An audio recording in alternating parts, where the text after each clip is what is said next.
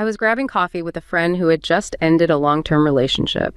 For nearly an hour, she spoke with a strange, rehearsed calmness about how she felt absolutely nothing for her ex. She wasn't angry, she wasn't sad, she was, as she put it, finally indifferent. She looked me dead in the eye and recited that famous line like a mantra. The opposite of love isn't hate, it's indifference. I'm finally at the opposite end. She looked the part of someone who had moved on relaxed shoulders, a steady voice. But then a notification popped up on her phone. It was just a generic group chat message, nothing to do with him. Yet I watched her hand instinctively twitch toward the device, her eyes widening with a flash of desperate expectation before she caught herself and pulled back. In that 1 second, the mask of indifference slipped. It wasn't that the feeling was gone, it was that she was spending every ounce of her emotional energy pretending it wasn't there. It's a phrase we hear constantly, used as a badge of emotional maturity or a final victory over past hurt. We treat indifference as the singular, flat destination, a zero on the scale of human emotion. But when you actually look at the history of that idea, from the work of Mother Teresa to the haunting speeches of Holocaust survivor Elie Wiesel, you realize we've been collapsing three very different and very dangerous states of mind into one word. Is indifference really the opposite of love? Or is it just a coping mechanism we use to describe a wound that hasn't healed? And why is it that, psychologically, being actively hated feels significantly safer than being completely invisible? To understand why that phrase carries so much weight, we first have to figure out which kind of indifference we're actually talking about. Yeah, and welcome to the deep dive, everyone, because I think that opening story really perfectly captures why we need to unpack this today. We have to completely dismantle this monolithic idea we have of indifference. Right, because the data and the historical records we're looking at today show that this presumed zero state doesn't actually exist. No, not at all. It actually fractures into three very distinct typologies, which we're going to break down. Yeah, so we're looking at avoidant indifference first, which is this deeply internalized personal defense mechanism. Then there's moral or ethical indifference operating on a massive societal scale. Perfect. And then finally, the third one is neutral or cultural indifference, which is all about the complex logic of social distance. Exactly. So let's just jump right into that first one, because I think it completely subverts what most of us assume. We tend to think that feeling nothing means you're emotionally regulated, right? Absolutely. But the mechanism of avoidant indifference isn't an absence of emotion at all. It's actually this highly militarized, exhausting suppression of it. Yeah, and the sources give us this really striking example. There's this project manager living in modern Tokyo. Let's just call him Kaito for our purposes. Right, Kaito. He's the perfect example of this. Yeah, so to the outside world, Kaito looks like the absolute zenith of stoicism, just totally mature and unshakable. But the context is that in his 20s, he went through this catastrophic breakup, like a relational dissolution that completely dismantled his ability to function for months. Yeah, so in response to that trauma, he builds this massive psychological fortress, and now he's in his late 30s, right? Right, and he uses this strategy of controlled distance in all his relationships, especially with his current partner, Haruka. Which leads to this incredibly tense situation. Haruka starts having severe anxiety because her health is rapidly failing. She brings this to Kaito, and I mean, you'd expect some emotional resonance, right? Like fear or comfort. Exactly, some shared distress. Yeah. But Kaito shows absolutely none of that. He doesn't get combative. He doesn't overtly dismiss her either. He just nods, right? Like he literally just nods, gives her a purely logistical solution about health insurance coverage, and immediately goes back to looking at his laptop screen. Yeah, he just redirects all his cognitive attention away from her. And internally, he categorizes this as, maintaining boundaries. But the physical reality is completely betraying him, because beneath the table, where Haruka can't see, his hands are violently trembling. Right. His heart rate is skyrocketing. Because he is trapped in this absolute terror that if he actually processes her physical pain, the emotional shockwave is going to shatter this carefully managed world he's built. It's just wild. The outward indifference is literally just an exhausting survival mechanism. The physiological betrayal is the key here. Yeah, the trembling hands totally contradict the Stoic narrative. To understand what's happening in his brain when he turns back to that laptop, we have to look at attachment theory. Specifically, those internal working models, right? Exactly. These are basically subconscious algorithms your brain writes when you're a child. It's trying to predict how the world is going to respond if you show vulnerability. Like writing a line of code. If I show distress, will someone keep me safe? Right. For someone with secure attachment, the algorithm predicts success. So being vulnerable is a safe bet. But for Kaito, His algorithm predicts catastrophic failure. It tells him that showing distress or even absorbing someone else's distress is going to lead to abandonment or overwhelming pain. Yeah, which maps perfectly onto the 4-category model of adult attachment. That model plots human behavior on 2 axes, anxiety and avoidance. Okay, so secure people are low on both. Correct. Then you have the preoccupied folks, high anxiety, low avoidance. They're hypervigilant, always seeking closeness because they think the connection is always about to vanish. And then there's a fearful avoidant, high anxiety, high avoidance. They want closeness, but are totally paralyzed by the fear of trauma. But Kaito is different, isn't he? Yes. Kaito is what we call dismissive avoidant. He registers as highly avoidant, but if you asked him, he'd self-report extremely low anxiety. Right, because of those deactivating strategies. When he perceives a threat, like Haruka's failing health, his immediate cognitive reflex is to just shut the whole attachment system down. He has to neutralize the threat before he's forced to need support that he fundamentally believes will never come. So turning to the laptop isn't him not caring. It's an active, aggressive diversion of resources. It's an emotional dissociation that simulates self-reliance. Which brings us to this crazy phenomenon of repressive coping. Oh, this completely redefines what we're looking at when someone claims to be unbothered. Yeah, like if a clinical researcher handed Kaito a questionnaire and asked him to rate his anxiety about Haruka's illness, he'd literally check the boxes for 0 distress. And he would genuinely believe it. He thinks he's operating purely on logic. But the mechanism of repressive coping means that while his prefrontal cortex is enforcing this narrative of total calm, his autonomic nervous system is basically on fire. Exactly. If you hook a repressive Cooper up to physiological monitors during a stressor, the data is just staggering. Massive cortisol spikes, skyrocketing heart rate, increased galvanic skin response. The body is in sheer panic. The cognitive dissonance is profound. It takes so much psychological energy to forcibly hold those floodgates shut. Why? Why endure that immense physical toll? Why is emotional vulnerability such a massive threat? And the sources point us to Eric Berna's transactional analysis from the mid-20th century to answer that. Specifically, the concept of the stroke. Right, the fundamental unit of social recognition. Any acknowledgement of your existence is a stroke. So a positive stroke, like affection or active listening, tells you that you're valued. It reinforces your reality safely. And a negative stroke, anger, criticism, dislike, communicates rejection. But the third state is the absence of a stroke. 0 strokes. Total indifference. And our neurological architecture violently opposes a 0-stroke environment. Because getting a negative stroke hurts, sure, but it proves you exist. Exactly. It confirms your reality. If someone is angry at you, it means you occupy space in their mind. But 0 strokes, that's psychological erasure. We see this so clearly in early childhood development. If a child isn't getting positive attention, maybe the caregiver is distracted or absent, they don't just sit there. No, they immediately pivot to generating negative strokes. They'll break something, start a fight, just totally misbehave. Because the subconscious calculation is ruthless. Yeah. Being yelled at is infinitely better than being invisible. Indifference removes the evidence that they're even alive. It's wild to think about. And this existential math really contextualizes a lot of modern pop culture, too.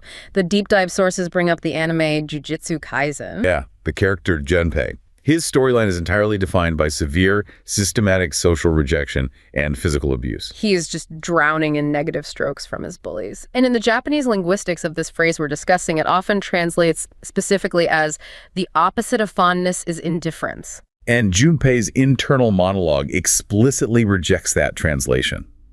It's not just semantics. It's a profound philosophical rebellion against what the phrase implies about his own suffering. Right, because if the opposite of fondness is indifference, it accidentally elevates the hatred he's enduring. It implies that the active malice of his bullies is somehow better than simply being ignored. Which is repulsive to his lived experience. Yeah. He's being physically and psychologically mangled by that hatred. He wants to reach a state of indifference to insulate himself, but instead he's totally consumed by retaliatory rage, which makes him the perfect target for the antagonist, Mahito. Mahito is the embodiment of pure nihilism. He tells Junpei that the human soul has no intrinsic value, that biological life is arbitrary. Yeah, he basically says that the intense hatred Junpei has endured is just as meaningless as love or indifference. There's no moral imperative to care for anyone. And that philosophy acts like a psychological painkiller for Junpei. It's incredibly toxic, but it's an effective coping mechanism. Because if the universe is structurally meaningless, then the brutal rejection he's faced doesn't mean he's inherently flawed or worthless. It just means the universe is chaotic and cruel. It allows him to validate his pain without the shame of failing to meet society's expectation of stoic resilience. Embracing total indifference to human life becomes his twisted self-protection. Which brings us right back to avoidant indifference as a defense mechanism. When we see someone like Kaito going back to his laptop, we have this dangerous tendency to label it emotional regulation. Right, or stoicism. Exactly, but it's really like taking a maximum strength localized paralytic for a fractured femur. You take the paralytic, you can bear weight on the leg, walk around, and probably tell everyone you've overcome the injury because you can't feel the pain. But the structural damage beneath the numbness is catastrophic. With every step, you're grinding the bone into dust, destroying the tissue. The collapse is actively accelerating. And the coping mechanism, the paralytic itself, guarantees that the underlying stressor can never be repaired. Wow. So that's the personal level. But you pointed out that we have to scale this up, right? What happens when this exact mechanism of looking away is adopted by entire populations? That's when we cross into the second typology, ethical and moral indifference. The scale changes, but the core function remains identical, looking away to protect the self. It forces us to really examine the neutral bystander. And the geopolitical landscape gives us so much real-time data on this. As the source material uses the example of Elias, who is a legal clerk stationed near a contemporary European border zone. Right, a zone characterized by those highly contentious refugee pushbacks. And Elias is the statistical average of a good citizen. He buys ethically sourced coffee, pays his taxes, reads classics. But his job requires him to process the documentation of human displacement. Families fractured by separation, people with physical scars of systemic violence. And he processes these files with this chilling clerical efficiency. He completely bypasses any emotional engagement. He's built this flawless moral blind spot. Until the sensory reality of his environment breaches it. There's this afternoon shift where the physical architecture of his office fails him. It's just thin drywall between his desk and a temporary holding room. Yeah, and the muffled, continuous crying of a detained woman starts bleeding into his workspace. And his reaction is the critical data point here. He doesn't call for help. Sure. He doesn't pause his work. No. He systematically reaches for his radio and turns up the volume on a Bach concerto. He increases the decibels until the classical music completely masks the acoustic frequency of the human distress. But his physiological reaction later that night confirms that this was active suppression. His intellectual justification, I'm just a neutral clerk processing paperwork, it totally collapses. He couldn't even eat dinner. He reported that the auditory memory of the violin induced this psychosomatic revulsion. He said it tasted like ash in his mouth. He had this profound realization that by deliberately choosing to be a neutral observer, he became an active accomplice. Choosing not to perceive her humanity systematically dismantled his own. That protective detachment turned him into a ghost within his own moral framework. And this micro-level suppression is exactly what Elie Wiesel was talking about on a macro level. Yes, his famous 1999 White House speech, The Perils of Indifference. It is the definitive forensic analysis of this exact moral failure. Drawing from his own survival at Buchenwald and Auschwitz, Wiesel dismantled the illusion that indifference is passive. He actually argued that anger, while destructive, has creative potential. Right, anger can write poetry, it can start revolutions, it mobilizes people. But indifference, it has zero creative utility. It's a psychological dead end. And more importantly, Wiesel established this irrefutable law. Indifference exclusively benefits the aggressor. Because the core function of moral indifference is to reduce a human being to an abstraction. For Elias, the weeping woman wasn't a traumatized human, she was just a logistical friction point, a file number. Wiesel applied this to historical events too, like the tragedy of the MS St. Louis in 1939. You had nearly 1,000 Jewish refugees fleeing the Nazi regime, and they were denied entry by the Americas. And that rejection wasn't because the general citizens were actively violently malicious. It was the result of highly mechanized, high-level bureaucratic indifference. The intelligence apparatus knew exactly what the threat was, but the deliberate choice to maintain neutrality and look away was, in itself, an act of violence. Wiesel's thesis is absolute. The indifference of the witness is active participation in the crime. He categorizes the participants of any atrocity into killers, victims, and bystanders. And since there are always so many bystanders, we have to look at the psychological engine driving them. It isn't inherent malice. It's the overwhelming neurological drive for conformity. To understand how Elias can just turn up the Bach concerto, we look at the ABC primetime behavioral experiment. And terrifying. They put completely naive subjects into controlled environments filled with actors who are instructed to do bizarre things. Like the restaurant scenario where the actors just started passing fruit to each other mouth to mouth. Right. And the naive subjects, who have fully functional logic, frequently abandoned their own reasoning and just joined in purely because the group normalized it. Or the classic elevator experiment. The actors all turn to face the rear wall of the elevator. And the one naive subject feels this intense pressure, and inevitably they rotate their body to match the group. It seems almost comedic, but the neurological mechanism is the exact same one that fuels bystanders in mass atrocities. Yeah, because integrating into the in-group isn't just a preference, it's an evolutionary mandate. For most of human history, being excommunicated from the tribe meant rapid biological death. So the brain prioritizes group cohesion above independent moral reasoning. The fMRI studies on this are wild. When someone diverges from the group consensus, their anterior cingulate cortex lights up. And that's the exact same neurological region that processes the distress of physical tissue damage. Non-conformity literally hurts. The brain registers it as a physical injury. So when a society normalizes looking away from suffering, the pressure to conform to that blindness is almost insurmountable. The brain is actively penalizing the individual for looking at the suffering. The clerk, questioning the border policy, feels the same pain signals as the guy refusing to face the back of the elevator. Which completely destroys the philosophical concept of ethical neutrality. If you have any power or voice within a system, choosing to withhold it defaults to preserving the status quo. You are favoring the oppressor. It's like a residential community deciding to draw their blinds while the building next door burns to the ground. Yes.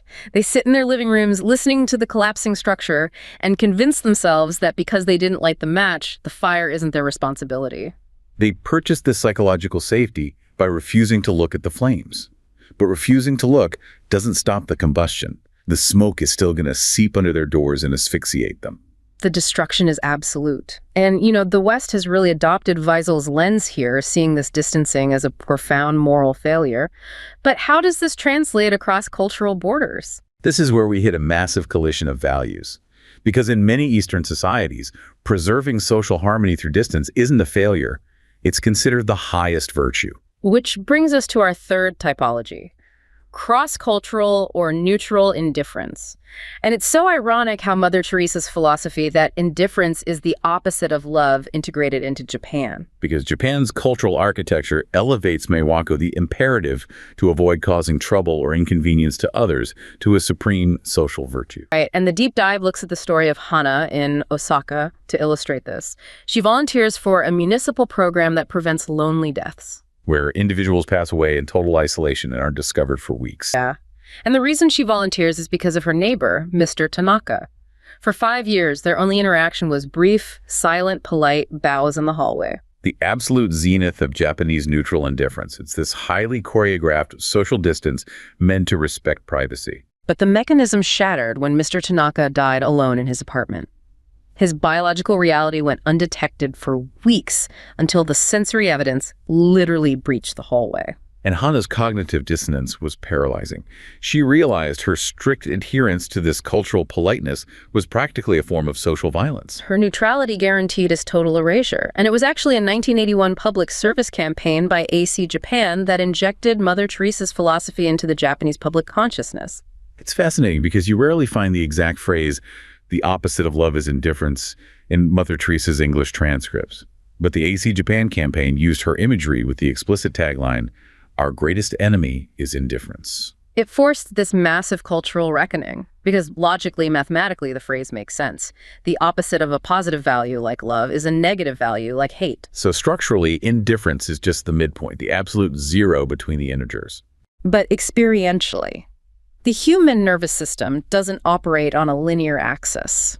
As Hana learned, the weight of that zero state is often far more devastating than active malice. Because for people whose existence is systematically erased by this frictionless machinery of not bothering anyone, that midpoint feels like the furthest conceivable point from love. Hana maps this visually now. When she walks through the Shibuya crossing in Tokyo, she doesn't see a community.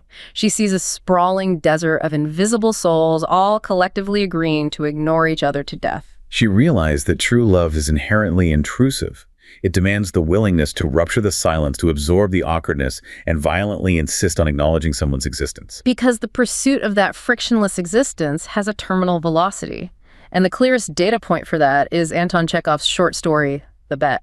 Oh, this story is engineered to test the exact limits of human isolation. You have this high-status banker and a young lawyer arguing over capital punishment versus life imprisonment. And it escalates into a literal wager. The lawyer accepts 2 million rubles to submit himself to 15 years of absolute, unbroken solitary confinement in a lodge on the banker's estate. The psychological decay is meticulously documented. In the first phase, he's dealing with severe sensory deprivation.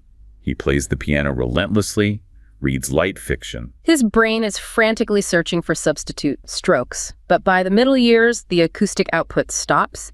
He moves to dense classical texts. The internal pressure cooker is obvious. He asks for alcohol, he's seen weeping, he writes furiously and then destroys the pages. The weight of isolation is crushing him. And the final phase is just the total collapse into pure indifference. He undertakes this monumental consumption of human knowledge, history, theology, esoteric philosophy. And the cultural myth is that this extreme acquisition of knowledge, without the distraction of human interaction, will forge transcendent enlightenment. But the climax annihilates that myth. Hours before the contract expires, the banker sneaks in to kill the lawyer so he doesn't have to pay. He finds the lawyer emaciated, almost biologically deteriorated. But he doesn't have to kill him, because he finds a manifesto the lawyer wrote. The text details the complete necrosis of his humanity. He writes that through books, he's experienced everything, scaled mountains, fought wars, felt love, and the result of acquiring all that data without physically touching any of it is a profound terminal hatred for existence. He categorizes all human wisdom as worthless, fleeting, illusory, and deceptive. He intentionally leaves early, forfeiting the money, to ensure his complete disconnection from society. He's successfully severed every tether to the human species. It proves that removing the friction of human vulnerability doesn't create a sage, it creates a living ghost. He achieved the absolute zero of indifference, and it rendered him functionally dead long before his actual biological cessation. Which brings us to this severe critique of modern self-care culture. We are constantly told to curate our peace, protect our energy, and cut out toxicity. The block button and ghosting have become our primary mechanisms for conflict resolution. And look, clinical boundaries against abuse are necessary. But weaponizing the concept to avoid the baseline friction of human connection is catastrophic. When we treat the minor inconveniences of differing opinions or the fundamental messiness of existing near-flawed people as threats, we're building a terrifying societal infrastructure. We are mass constructing millions of individual solitary confinement lodges. People sit in their curated digital ecosystems, totally indifferent to the suffering outside, and they call it enlightenment. They aren't at peace. They're just alone. They're mistaking the silence of the void for the absence of conflict. Which means we really need to pivot back to the physiological micro level. We have to look at the biological cauldron operating inside someone projecting this avoidant indifference. Right, because the empirical data completely shatters the illusion of calm. Feeling nothing is a cognitive lie masking a physiological riot. Let's bring back Mikulincer and Shaver's attachment research. When a secure person faces a partner's negative behavior, like if they're being critical, the secure person feels functional anger. Functional anger is mobilizing. It's directed at problem solving. You use it to assert boundaries and repair the relationship. But the avoidant individual fundamentally suppresses that functional anger. The anger doesn't evaporate, though. It mutates into dissociated anger. And the pathology of dissociated anger is highly destructive. It diffuses throughout the nervous system as this pervasive hostility and chronic physiological arousal. The person will verbally claim they are totally calm, but their skin conductance and cortisol levels show a biological system preparing for a life-or-death physical altercation. The waiting room stress experiment by Rolls, Simpson, and Arena isolates this beautifully. They took romantically involved couples, isolated the women, and told them they were about to do a highly stressful psychological task. Then they put the women in a waiting room with their male partners for 5 minutes, secretly filming them. If the avoidantly attached women were truly indifferent and detached, they would just sit in silence, reading a magazine, internally regulating their anxiety. But they didn't. As their internal anxiety escalated, they didn't detach. They exhibited intense, directed anger toward their partners. It's a failure of their predictive algorithm. They inherently believe that if they ask for support, the partner will fail them. So instead of saying, I'm terrified, hold my hand, their brain preemptively reacts to the anticipated rejection. The fear of being unsupported weaponizes into anger against the person sitting right next to them. And it's equally toxic when the dynamic is reversed. How do they process their partner's distress? A secure person feels empathic compassion. Mirror neurons fire. But the avoidant person deploys their deactivating strategies to sever that mirror neuron connection. And the space created by that distancing fills with disdain, condescension, or pity. Pity is crucial to dissect here. We confuse it with compassion, but they are structurally opposite. Compassion is horizontal, you share the weight. Pity is vertical. Right, you construct a psychological high ground and look down on the distressed person as inferior. It's a defense mechanism. I am immune to such pathetic emotion. And in extreme cases, it mutates into schadenfreude. They actually derive measurable pleasure from witnessing their partner's pain because it validates their delusion of self-reliance. It's just as bad with positive stimuli.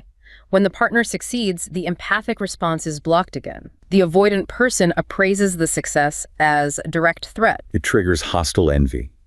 They feel a subconscious imperative to actively devalue or dismantle the partner's accomplishment to reduce their status back to a manageable level. The physiological reality of the state demands a new metaphor. The psychological architecture of the indifferent person isn't a frozen lake. It's a massive concrete building subjected to immense tectonic shear forces. To the outside observer, the facade looks pristine and motionless. But deep inside, the steel rebar is groaning under catastrophic pressure. The building is utilizing every ounce of its integrity to resist the kinetic energy tearing at its foundation. The silence is the agonizing high-tension holding of breath just moments before total collapse. Indifference is just the surface tension keeping the explosive hostility temporarily contained. And containing it requires a continuous, massive expenditure of biological resources, which constantly bleeds out as diffuse hostility and hostile envy. Synthesizing these three typologies entirely dismantles the myth of the zero state. Indifference is invariably an active, energy-intensive force. Whether it's the biologically taxing suppression used by Kaido, the deliberate, neurologically painful conformity that drives Elias the border clerk, or the tragic frictionlessness of Hana's cultural politeness. It is a highly aggressive verb masquerading as a noun. It takes monumental effort to forcefully turn your head away from suffering. It is a continuous active choice to manually deactivate the evolutionary wiring of the human nervous system. And the total impossibility of maintaining that deactivation reveals the ultimate paradox of the human condition. We are profoundly, inescapably vulnerable to the absence of recognition. The empirical reality is that a human being, whether it's Junpei seeking nihilism or a toddler destroying a room, will biologically prioritize the agonizing pain of hatred over the sheer void of invisibility. It proves the foundational law of our species. Our baseline state is complete, absolute entanglement. We do not possess the architecture to exist in a vacuum. To possess consciousness is to inevitably affect and be violently affected by others. The mathematical midpoint of pure indifference is an absolute impossibility for any living organism.